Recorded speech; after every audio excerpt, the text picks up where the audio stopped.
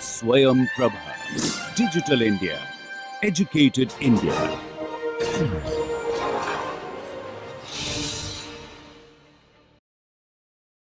Class we discussed about density of states, 1D, 2D, 3D, and we derived the expression for density of a state for various EK diagram, EK relationship. So we used parabolic EK relationship. Then we found out EK relationship decides the shape of density of a state function. Right? So if we measure the density of state in terms of K, the expression remains same. But if we define it as a function of energy, then EK relationship plays a role. So for parabolic EK relationship, for 1D, the density of a state decreases as a square root of E. For 2D, it remains constant. For 3D, it increases as a square root of E. And if it is a conduction band, it is basically E minus EC. Then we also found that if EK relationship is linear, we saw for graphene. In that case, that was a 2D material, and we calculated the EK relationship for graphene also. And then from that diagram, you could basically try some other things, like you can calculate the dE by dk, right? So that will tell you the velocity, right? And because it's a linear relationship, so you will basically get a constant velocity, right? That is basically FPS and the expression VF. Then if you take double derivative, because it's a linear, double derivative will be 0, right? So you can guess what will be the mass, right? And so on. So basically, given a EK relationship, you can calculate the density of a state. That is what is expected from you after the lecture on density of a state. Now today we are going to discuss these states, how we are going to fill them. So to fill in these space, these states, there is a function called Fermi Dirac function. So that is basically a distribution function. So Fermi Dirac function is derived from statistical mechanics of free particle, and there are three assumptions here. One, of course, Pauli exclusion principle. That means each allowed state can have only one electron. You recall, when we calculated the density of a state, we multiplied by a factor of 2 to include both the spins, right? Then total number of electron is fixed, and total energy is fixed. Now if there are n1 electron in E1 state, so the energy will be n1 E1. If n2 electrons are in E2 state, then energy will be n2 E2, and so on. So total energy will be sum of EI Ni, and total N will be sum of Ni. So from that we get this relationship, exponential function 1 over 1 plus exponential E minus EF by KT. So you can see here that this x-axis is the Fermi function, and this is the axis for energy. So at E equal to EF, this probability is half, and E less than EF, this probability is more than 1. For E more than EF, the probability is less than half. So if you are sufficiently away from EF, or lower energy, it will be mostly filled. If you are sufficiently away from EF, E more than EF by few kT, it will be some kind of exponential function. You can easily do those approximations and find out. Now this derivation is very simple. We will just briefly go through the derivation. what we do, uh, let's say you have for each energy state, for each energy EI, right, there are SI available state, right? So let's say S is, let's say 10, okay, and number of electron in that those states is, let's say 5. So for energy state EI, Ni is the number of electron and Si is the number of state. So those Si states, for example 10, have to be filled with Ni number of electrons. So how many ways we can fill them? Because these electrons are identical, we can use a combination function, right? So that will be S C times N. Because it's ith energy level, we can use subscript I. So SCN. So that is S factorial by N factorial, S minus N factorial. Now if you consider all the states, so I equal to 1, 2, 3, and so on, total probability will be basically a product of individual probabilities. And logarithm we are taking basically so that our calculation becomes easier. So because this product will actually be can be taken as sum, and division can be taken as difference when we take the log. So log of this total probability W will be log of Si factorial minus log of S minus N factorial minus log of N factorial. And because they are products, so they basically we are using summation for all the energy levels, I equal to 1, 2, and so on. Now if we want to maximize the randomness, right? So dW by dN should be 0, right? Now dW by dN means d of log W by dN should also be 0. So if we differentiate it, what will you get? Log of derivative of log will be 1 by S, right? So that you can write here. So this is log W, and if you expand it, there is another Stirling approximation that you can use. Log of x factorial is x log x minus x. So it becomes log Si minus Si, log S minus N log S minus N, minus minus plus S minus N, then minus N log N, and minus become plus, so plus Ni, and these cancel out. You have basically you have got rid of factorials. You just have numbers here, right? Then if you take the derivative, you get a very simple expression, log of S by N minus 1. So d by dN is log of S by N minus 1. So this derivative is with respect to Ni, right? So all of them basically add up, and derivative becomes 0, right? So now we have 3 equations. You can recall this is equation 1. You have equation 2 and equation 3, right? So these 3 equations can be combined, right?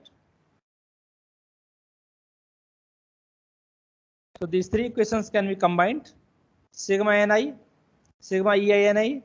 Now if you differentiate with respect to dni is 0, sigma Ei is dni is 0. So if you add all 3, then because we are using linear combination, so we can use some factor alpha for Ni and beta for energy, right? So log of S by Ni minus 1 minus alpha minus beta is equal to 0, right?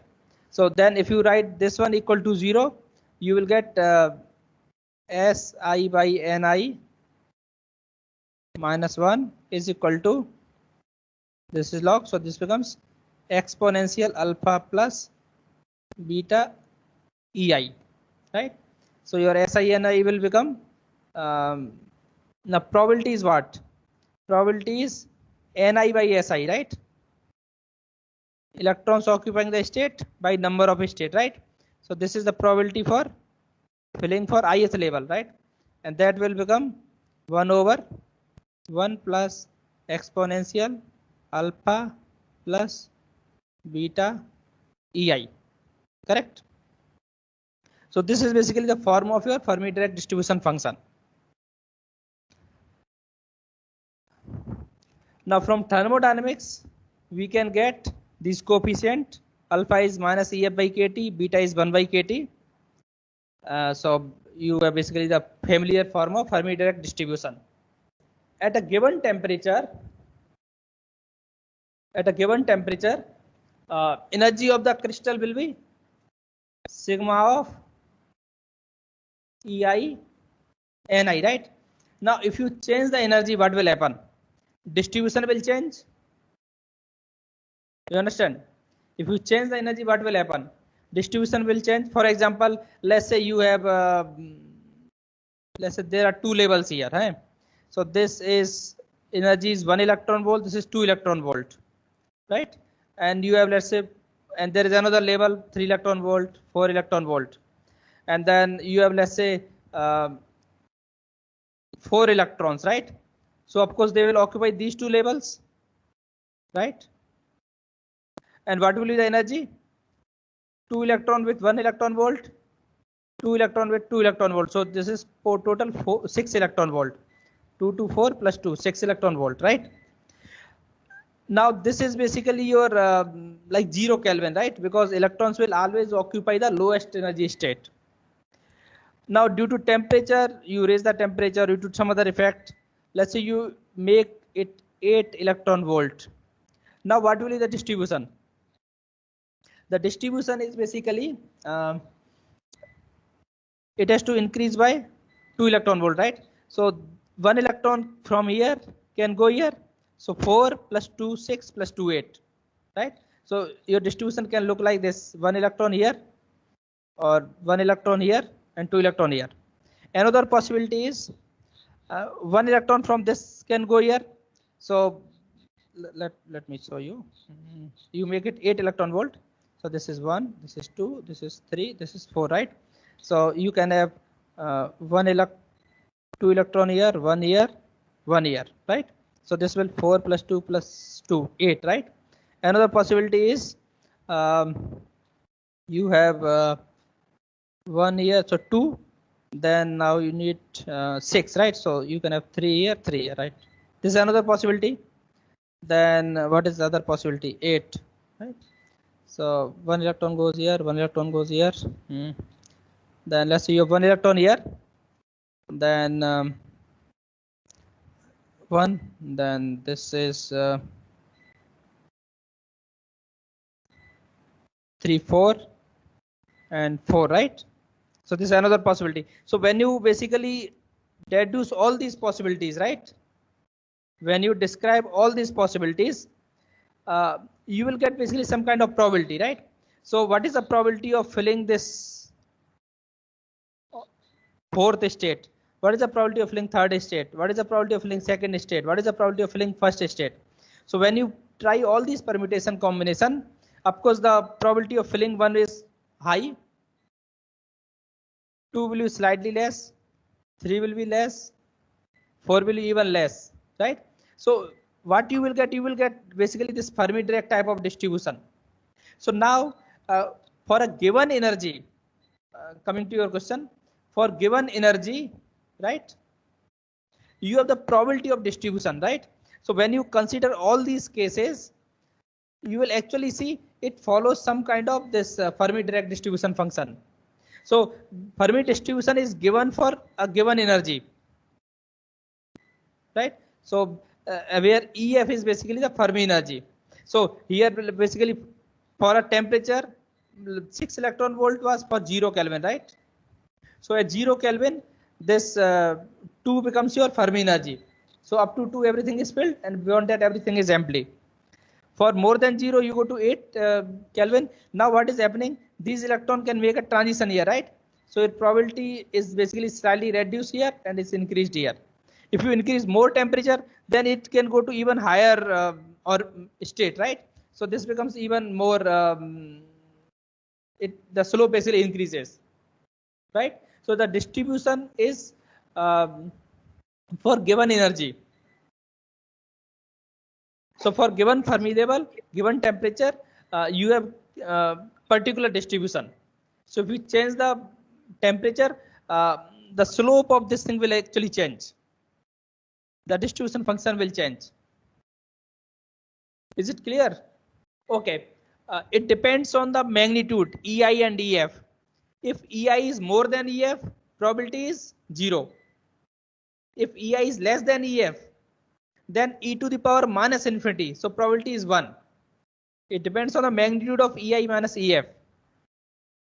Is it okay? So once we know the Fermi Dirac distribution, we can basically calculate the number of carriers. So number of carriers will be Fermi distribution or the probability of occupying a state multiplied by the number of states, right? So you can write, we are dropping this EI symbol here. That was basically for individual levels I. We consider discrete levels, but the energy levels, they are continuous in band basically. Okay, so we just write E there. So your F of E, I will drop I again from here. So F of E basically 1 over 1 plus exponential E minus EF by KT. And the density of state you already know for bulk material or 3D. You have root of 2 m to the power 3 by 2 square root of E minus EC divided by pi square h bar q. So you have to multiply these two, density of state multiply the occupancy probability, right?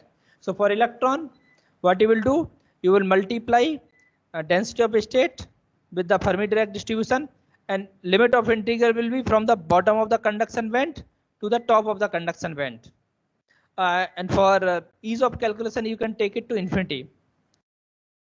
But this relationship, right? The parabolic relationship is not valid here. Parabolic relationship is not valid, right? But still we can use it. It will become evident when we do the integration. Now for the holes, now holes is the absence of electron, right? So instead of F, you will use 1 minus F. So probability of state being unoccupied by electron, right? So that will be the probability of finding hole. And our limit will be from the highest energy level, EV, right, to bottom, right? And GB is basically the density of state. The GC and GB have similar expression. Only this here it is for effective mass for electron, and in case of valence band, this is effective mass of hole. Correct. So you can see here also at t equal to 0, this F is basically kind of a step function here. It's a rectangular. If you increase the temperature, then you get some kind of slope, right? If you increase temperature further, it becomes slope increases, right? Now when you multiply function 1 and function 2, what will you get? So up to point where this F is 1, you will reproduce the G, right? So you're reproducing G here. Then when you multiply, you get overall this kind of function, right? So area of this thing will be, integral will be area of this region, right? So that will tell you total number of carriers, electrons or holes, right? Okay. So here is basically the picture which shows different Fermi levels, right?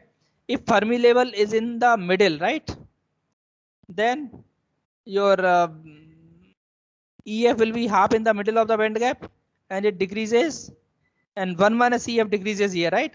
So what you get? You get very small electron and hole concentration, right? And they are almost equal. These areas are almost equal. If your Fermi level is near the conduction band, then of course your EF will be more here, and 1 minus EF will be less here, right? So what you will get? You will get less hole concentration, more electron concentration. If your Fermi level is near the valence band, then of course your your probability of valence band being unoccupied is higher, right? 1 minus EF, and probability of conduction being occupied is will be very less. So your electrons will be less and holes will be higher, right? So basically by tailoring the Fermi level from valence band to conduction band, you are basically controlling the number of electrons and holes, right? This of course is called N type, right? Where electrons are majority. This is called P type, where holes are in majority. So all this can be obtained by doing the integration, right? Now how this integration is done? When you substitute root 2 m to the power 3 by 2 pi square h bar q times root e minus ec 1 over 1 plus, so this is your Fermi function, times d. Now this is basically independent of energy, it can be taken out.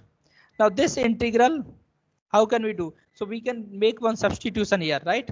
So eta is basically E minus EC by KT, and eta F is EF minus EC by KT. So this is a substitution, right? Then when we substitute it, so your D become KT times D eta, right? So KT D eta, and root E minus EC is root KT times root eta, right? So root KT and one more KT, it becomes KT by 3 by 2, then eta power half d eta divided by, now if you subtract, it becomes E minus EF by KT, right? So this E minus eta. Now this is integral which we call Fermi Dirac integral. Square root of eta divided by 1 plus exponential eta minus eta f. This is Fermi Dirac integral, right? And this basically curve shows Fermi Dirac integral. This is basically Fermi Dirac integral. Now if you compare this matches with e to the power eta for value less than eta less than minus 1, right?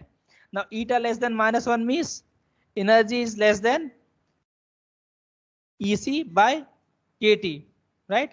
So if your energy is less than EC by some KT, right? So you can say minus KT, right? So it is basically away from the band edge by order of KT or so, few KT. Then you can basically instead of this integral, you can use e to the power eta, correct? And e to the power eta is e to the power E minus EC by KT, right? And then this coefficient NC 2 by root pi, where NC is 2 m, basically coming from here, m to the power 3 by 2, k to the power 3 by 2, h bar square, so which becomes h bar cube, then pi. Now this we have taken 2 by root pi here because the integral, this integral, you can integrate for if this exponential, right? Exponential eta minus eta f is much larger than 1, right? You can ignore this one and then you can basically integrate, and that integration comes out to be around root pi by 2. So that's why we have taken this factor 2 by root pi, right? So similar expression exists for hole also. So if you substitute here, let me substitute. So f half integral for 0 to infinity. Now you notice the limit also, right? Because we have substitute eta as E minus EC by KT. So limit EC will become at E equal to EC, eta is 0. At E equal to infinity, eta is infinity, right? So your limit will be 0 to infinity here for eta, right? Then so because EC minus EF more than by KT, so you can ignore this one here. So it becomes e to the power eta f minus eta, right? So eta f you can take out, it becomes minus eta, and this integral is root pi by 2, right? So basically you can write. So now this overall expression for electron is a factor times e to the power ef minus ec by kt. Now this is we call effective density of state Nc. Similarly, we have effective density of state for holes also, Nv, right? So your electron concentration is Nc times e to the power minus Ef minus Ec by kT. So you notice here, if Ef is more, electron concentration will be more. For holes, it will be other way around. It will be Ev minus Ef by kT, or minus of Ef minus Ev by kT. So if Ef is more, holes will be less, because those valence band will be filled. Is it okay? So just by integration of density of state and Fermi Dirac function, we can get the carrier concentration, electron concentration and hole concentration. And you notice the variation also. This effective density of state increases if you increase the temperature, right? If temperature increases, this effective density of state increases. If you increase the mass, effective density of state increases. And of course, this is exponential dependence between with Fermi level. Now we can discuss the intrinsic semiconductor. When we apply this equation for intrinsic semiconductor, n is equal to p. So from this you can obtain the EF, right? So you take to other side. It will be if you take other side, they will subtract. So wait.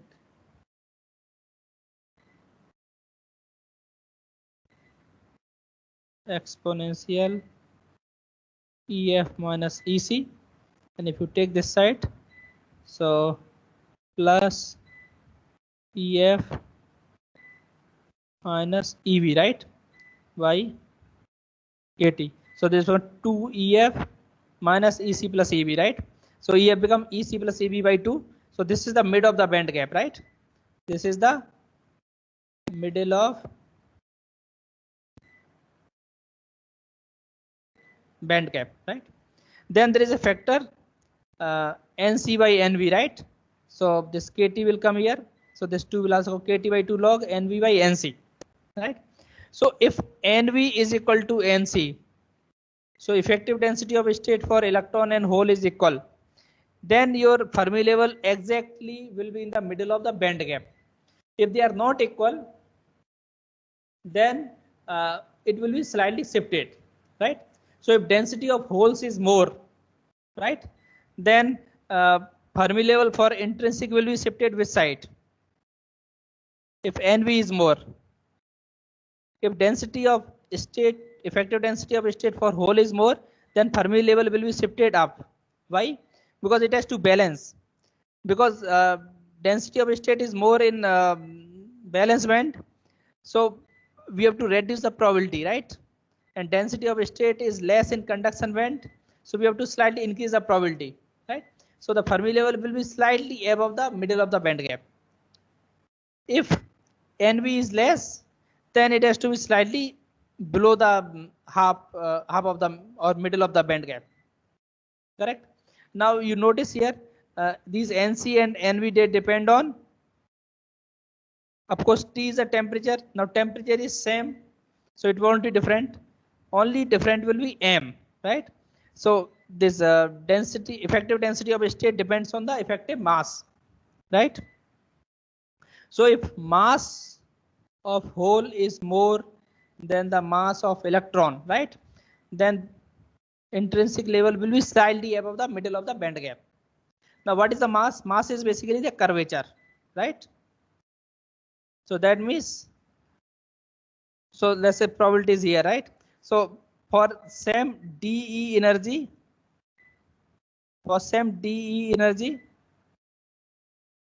right, this broad one will have more state and this will have less number of state, right? So if mass is more, it has more states basically, right? So that you can see picture here also, right? So then this level, Fermi level has to be slightly above the middle, right? So that we have more probability here and less probability here. Correct? Is it okay? Now this is NV and NC are proportional m to the power 3 by 2, right? So if take 3 by 2 outside, it becomes 3 kT by 4 log of m whole by m electron, right? So this is your Fermi level, right? Now this Fermi level is also called intrinsic energy level. This is also called intrinsic Fermi level or intrinsic energy level. So if you don't dope it, you don't inject particular carriers for a bulk semiconductor, this will be the Fermi level. Now if you substitute EF in one of the equation, because n equal to P, you can get N or P, they are equal to Ni, intrinsic carrier concentration, square root of Nc Nv e to the power minus Eg by 2 kT, right? Ec minus Ev is Eg, right? Band gap. So Eg by 2 kT. Or if you write the product, Np will be Nc Nv exponential Eg by kT, right? So you write Ni square will be Nc Nv exponential minus Eg by 2 kT. Correct? So these are the relationships that you should remember. And this is also called law of mass action. Right? Np is equal to Ni square. You substitute here, it doesn't depend on Fermi level, right? It's minus Eg by kT, right? So this is called law of mass action, right? Now in case of extrinsic semiconductor, N and P will not necessarily be equal, right? For N dope, P will be more than N. So hole concentration will be more than electron concentration. Sorry, this is N doped, right? So N concentration will be more than hole concentration. For P doped, hole concentration will be more than electron concentration. Now how do we get these carriers? For N doped, there is a atom from group 5 which has one extra electron, right? And which is free and it can give to the crystal, right? So that way you have this extra carrier here. For P doped, you have an atom from group 3 which is one sort of electron, right? So there will be one hole here, right? Because it will have only one electron contributed by silicon. So now it can take another electron, then this hole can propagate, right?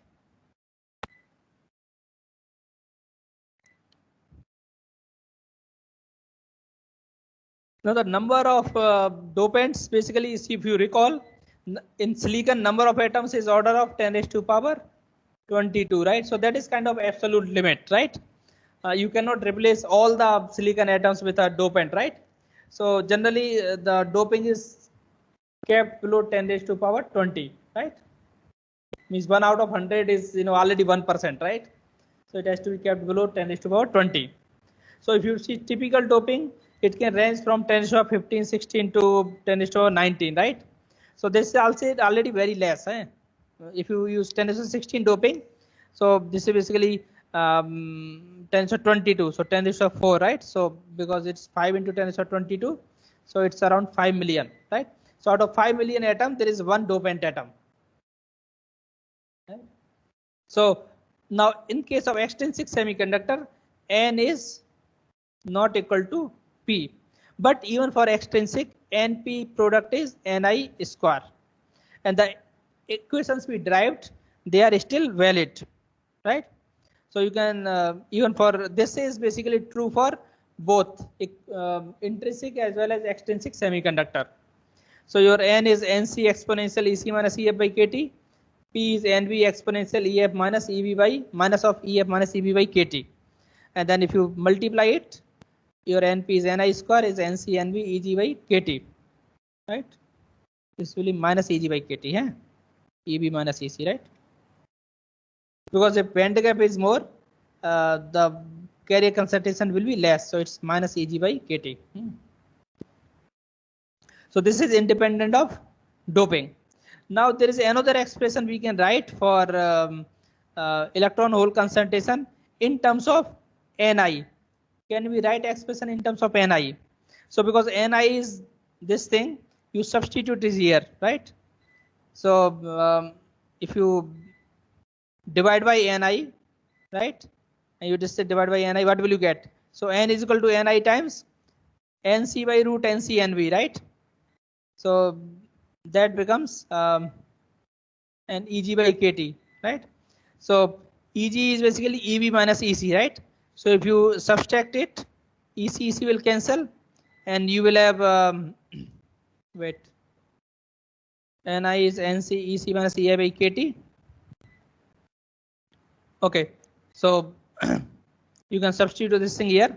So N by Ni will be Nc will cancel, right? And Ec will cancel. You will have Ef minus Ei by Kt, right?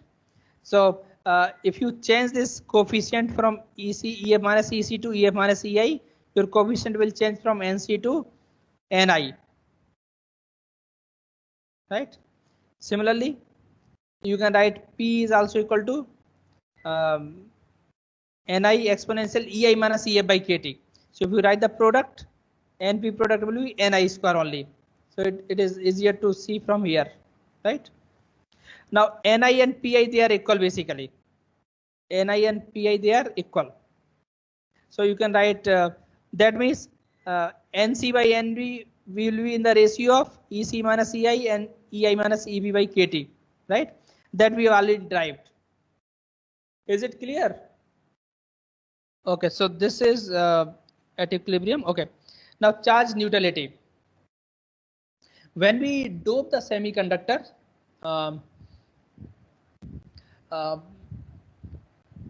we have to worry about the charge neutrality, right? So for any doping, your crystal is always neutral. Your crystal is neutral. Whether you have N-type semiconductor, P-type semiconductor, or intrinsic semiconductor, your crystal is neutral. Why? Because for N-type, you have electron more than hole. So this is net negative.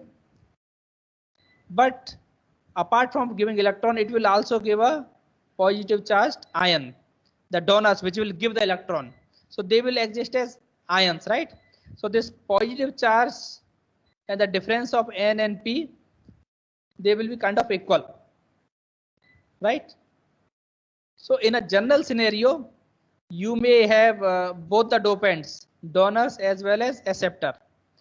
Now this when we use both type of doping is called compensation, or it's called compensation doping. Now what is compensation doping? Let's say I have a piece of semiconductor here, which is acceptor doped with 10 raised to power 16, right? Now this is p-type material. Now I want to make a n value here. So what will I do? I will dope it with donor, right? With let's say 2 times 10 raised to power 16, right? So now we have compensated for the holes, and we have 1 into 10 to the power 16 extra donors, right? So this will become n-type. So this is called compensation. So in case of semiconductor, this technique is used. So in a single region, there may be both n-type and p-type dopants. But overall, whichever dopant is higher, that will be the dominant characteristic of that particular region. So in a region, if Nd is more than Na, then there is a net donor doping and it will be n-type. If Na or acceptor doping is more than the donor doping, then the region will be overall p-type, right? So this is called compensation doping. So in a region, let's say you have both the dopants, acceptor as well as donor. So if you write a Poisson equation, that is basically divergence of E is rho by epsilon, right? Now epsilon is basically epsilon r times epsilon naught. You might have seen it, right? So this epsilon r is called dielectric constant K. So if in text you may find epsilon r, epsilon naught, or you may find just epsilon, or you may find K times epsilon naught. They are basically same thing. So del dot E is basically rho by epsilon. Now rho is the total charge. The total charge will be the contribution from hole, contribution from electron, contribution from donor ions which are positive, contribution from acceptor ions which are negative, so this will be negative actually, not positive. So it will be Na minus. Okay, this will also be Na minus. And then multiplied by Q, that will be the charge density. So if the for a charge neutrality or if there is no field there, del dot E will be 0. So P minus N plus Nd plus minus Na minus will be 0. Now P and N expression we already know. What about Nd plus and Na minus? Now Nd plus is the probability that donor is ionized, right? Now donor will give 1 electron, right? It will give 1 electron only, right? So if it gives 1 electron, then its outside orbital will be basically have pairs, right? So if you look at other way around, if you have donor ion, right? So donor ion, and you look at the Fermi distribution function, if we are going to fill the electron here, right? So it can accept only 1 electron. Of course, it can accept 2 electrons, but then energy will be higher. Because if it has 2 electrons, then they will be, let's say they occupy some energy E1 and E2. Energy will become E1 plus E2, right? So that will not be feasible. So let's assume that it is taking only 1 electron to make anti-neutral. Now that electron can have either spin up or spin down, right? So because it is taking only 1 electron, there is some degeneracy factor there appearing here, right? So it is taking electron from the conduction band. So from conduction band it is taking 1 electron, and the spin that it will have, right, will depend on the if there is a state here, right, which can occupy 2 electrons, right? So if there is already 1 electron here, the next electron will have to take particular spin only, right? It cannot take either spin, right? So this factor of 2 appears from there because it can take only one of the spin. So the Nd plus by Na is same as Fermi distribution function with a degeneracy factor of 2. Similarly for holes, now holes for acceptor, it can take a hole from the valence band, right? Now valence band is degenerate because there is heavy hole and light hole.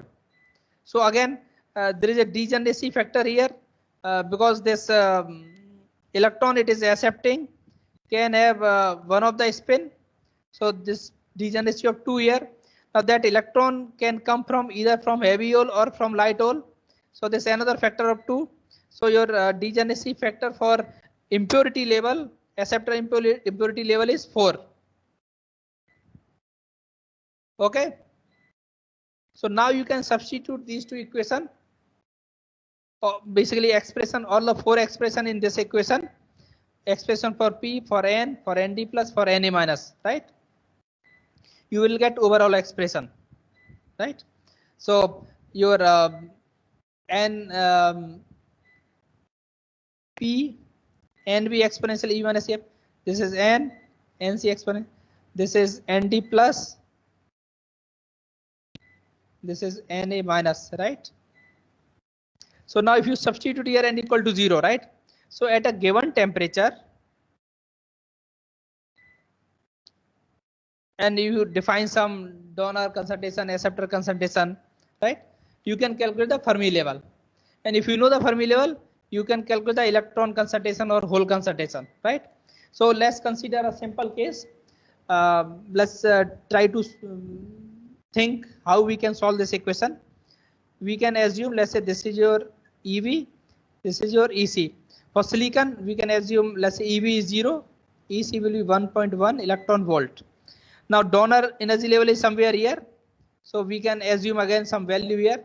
Let's say this is below the conduction band by some 0.05 electron volt. And then donor level is acceptor level is above valence band by 0.05 electron volt. They are just indicative value. So if I give a problem, I will give maybe some other different value. So now we have NC we already know, right? NV we already know. ND we can use, let's say, some doping, 10 to the power 17 doping or 10 to the power 18 doping, right? Or if you have only one type of dopant, then you can equate it to 0 and you use only 10 to the power 17 donor doping, right? Then GD is 2, GA is 4, right? So now we know all the terms, and T you can vary from 0 Kelvin to 600 Kelvin, right? So for a given temperature, you can solve this equation and get the Fermi level. And then from Fermi level, you can calculate electron concentration, right? So I've done a simple code here. Basically, you define calculate Fermi level. Then you have this expression here. Now you basically check for range of energies, right? Fermi level between EV and EC, right? You can refine it also, right? Then you can calculate based on that Fermi level, you can calculate N. And then what I did basically, I wrote this function, and then outside this function, I used this one command. So this is basically varying the temperature from 10 Kelvin to 600 Kelvin, and is calculating N. And for each iteration, is adding basically, right? So when I plot it, I get a curve something like this, right? So where I've used donor doping or 10 to the power 17, right? So you can see here, from range of 100 to around some 400 something, N by ND is same, right? So N is equal to ND here, right? Below this, it's a freeze out region. Above this, intrinsic concentration has increased, right? So if you increase the temperature, your Ni will increase and the doping becomes meaningless, right? So we can summarize it now.